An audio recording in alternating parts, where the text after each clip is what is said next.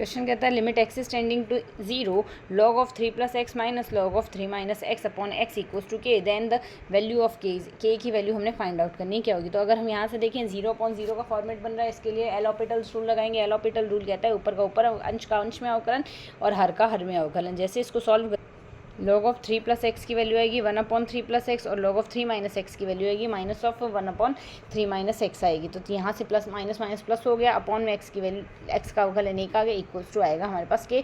Solve करते हैं तो 1/3 एक्स टेंडिंग टू 0 लिखेंगे, 1/3 plus 1/3 which is equals to 2/3। K की वैल्यू आ गई 2/3, बस यही हमें निकालनी थी। के की वैल्यू 2/3, सेकेंड ऑप्शन करेक्ट आ गया। The sum of the length, breadth and depth of the cuboid is 19 centimetre, length of diagonal is 11 centimetre, then the total surface area of cuboid. मतलब एक घनाभ दिया गया, लंबाई चौड़ाई ऊंचाई का योग तो हमारे पास 19 दिया गया है, इसका विकर्ण हमें 11 दिया गया, सरफेस एरिया हमें इसके लिए हमें पृष्ठीय क्षेत्रफल ज्ञात करना है। तो घनाभ का विकर्ण हमारे पास होता है √L² + B² + H² equals to 11 दिया गया है, तो दोनों पक्षों का वर्ग कर दिया, एक समीकरण आ गई। साथ ही L + B + H की वैल्यू 19 दी गई, दोनों पक्षों का वर्ग कर दिया।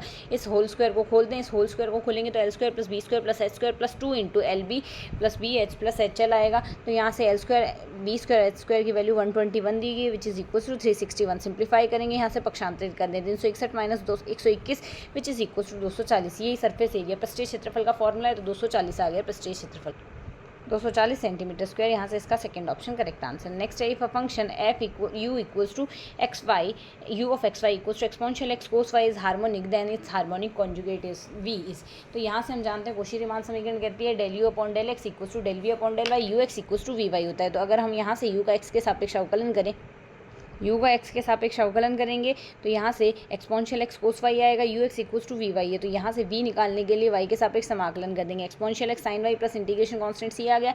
तो यहाँ से v की वैल्यू आ गई ex sin y plus integration constant c, third option correct आ गया। नेक्स्ट क्वेश्चन कहता है द वैल्यू ऑफ 2 की पावर 1/4, 2 की पावर 2/8, 2 की पावर 3/16, 2 की power 4/32 and then so on. इसकी वैल्यू हमें निकालनी है। आधार सेम है तो घातें जुड़ जाएंगी, तो यहाँ से हम इस घातों को अगर s के इक्वल मान लेते, एस की वैल्यू हमारे पास आ रही है 1/4, 2/8, 3/16, 4/32 एंड देन सो ऑन। इसको एस के इक्वल मान लिया, दोनों पक्षों में 2 का भाग दे देते हैं।